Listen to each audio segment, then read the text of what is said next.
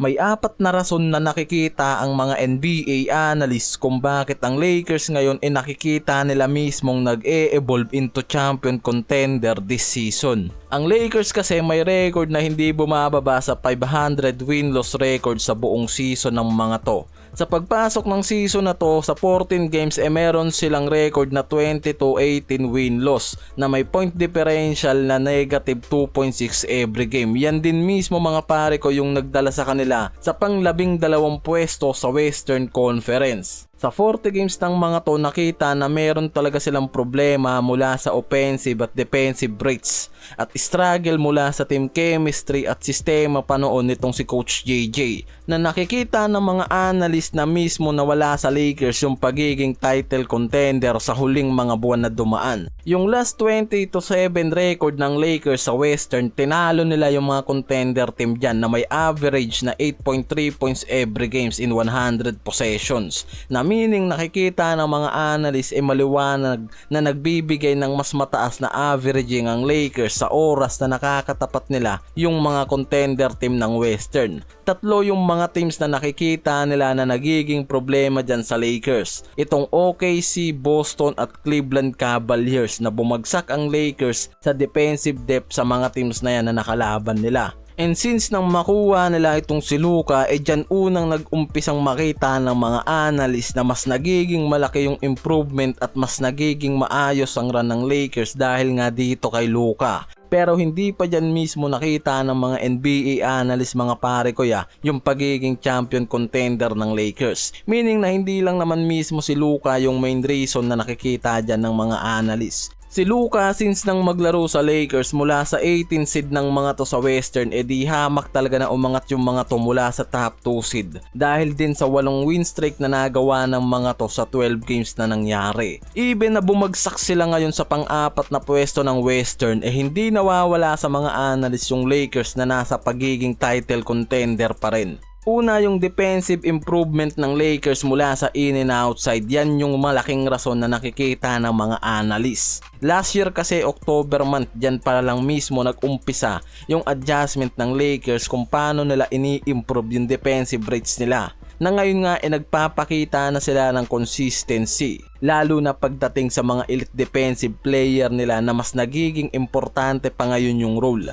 Ang Lakers ngayon merong 42-25 win-loss record na nagdala sa kanila sa pang-apat na pwesto sa Western. Meron silang 114.7 offensive ratings every 100 possessions, habang ang defensive ratings naman nila 107.4 na nagre-resulta sa isang net ratings nila 7.3%. Yan yung reason kung bakit nasa mataas sila na spot ngayon sa Western. Sinundan pa yan ng pagiging work harder ng mga to mula sa struggle nila pagdating sa mga role player na nasa injury list. Even na nagkaproblema yung mga to sa huling apat na games nila without LBJ, Hayes, Hachimura at iba pa, nakita natin na sobrang laki pa rin ng adjustment ng Lakers na ginawa sa mga to.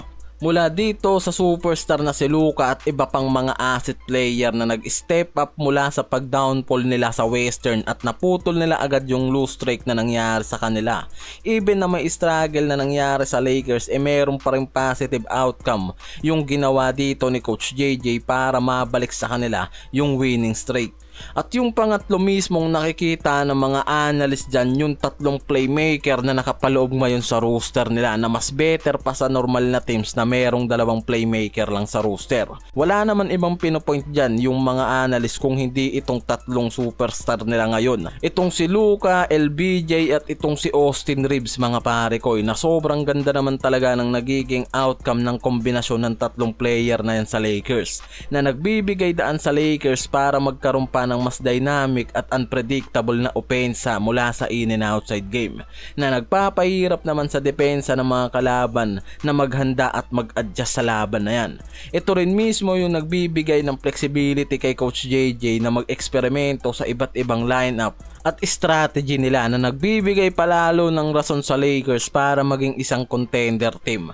At syempre yung huling nakikita mismo ng mga NBA analysts yung magandang size na mga players ngayon dito dito sa Lakers na nakapaloob sa roster nila mula sa power forward at center nila at mga 6'9" forward nila tulad nila LBJ, Hachimura, Vanderbilt, Dorian Finney-Smith, Jackson Hayes. Yan yung mga big ngayon ng Lakers na talagang naaasahan nila na kayang maglaro sa iba't ibang posisyon. Itong si Hachimura at DFS kasi kayang mag-contribute ng points in and outside play mula sa mga catch and shoot ng mga to.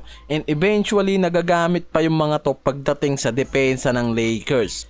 At yung pagiging home dominance ng Lakers mula sa 75% winning games ng mga to sa home court nila na nagiging advantage nga raw dito sa Lakers. Bago ang pagkatalo ng Lakers sa Boston Celtics, nagresulta mismo yan ng injury ni LBJ. Ang Lakers merong 11 straight na panalo laban sa mga kupo ng merong winning record. Mataas ang pagkatalo kasi ng Lakers mula sa Celtics. Nagkaroon pa sila ng dalawang magkasunod na talo sa Milwaukee at Denver Nuggets nang wala si LBJ sa lineup. Sa kabila ng mga yan, nanatili pa rin kasi yung Lakers sa mataas na standing sa Western Conference na nagpapakita nga ng resilience ng mga to at depth na nagpapakita ng pagiging title contender nila ngayong season.